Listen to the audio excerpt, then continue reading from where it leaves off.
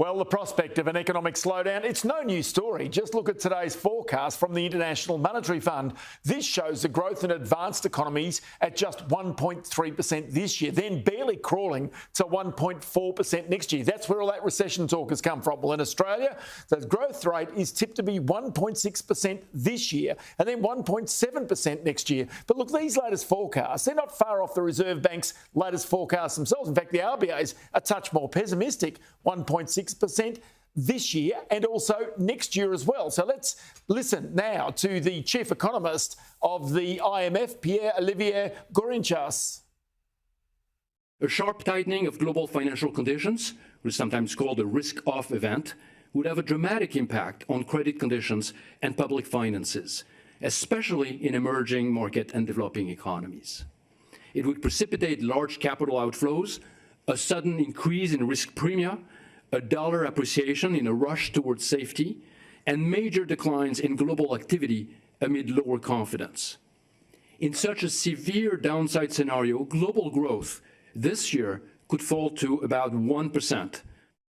So to analyse that, let's bring in here one of Australia's most respected economists, Chris Richardson, who's with me now. Chris, many thanks for your time. I mean, it paints a pretty dire sort of a picture, and you've also got a situation where the Treasurer is doing the same thing right now.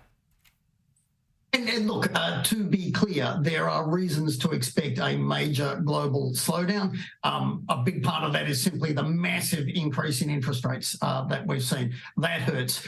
There's the earlier kerfuffle in energy prices. That hurts. And as we were just hearing from the IMF then, the bank runs in the US and in Europe, that's a risk of getting worse still, and that combination hurts. Now, to be clear, none of that spells an outlook nearly as nasty as happened globally in COVID, or for that matter, global financial crisis. It's a slowdown, and we can see this one coming, but it's not maybe that scary.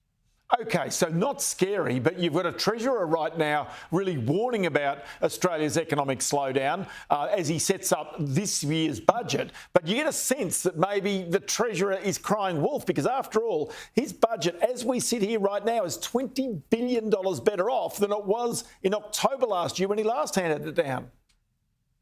It is this international meeting, the one the Treasurer is just attending. It provides the backdrop to the Australian budget every year.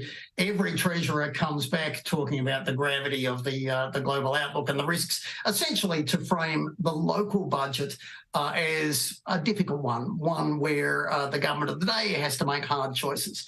And although that's true, you're entirely correct. Our budget is looking substantially better than the last time the official figures were updated. Sure, the Australian economy is slowing, higher interest rates, energy costs, those bank runs over in US and Europe, but none of those are hitting us hard here. We've got much faster population growth, and the key to the budget is that things like iron ore prices currently riding very high compared to the official assumptions for them.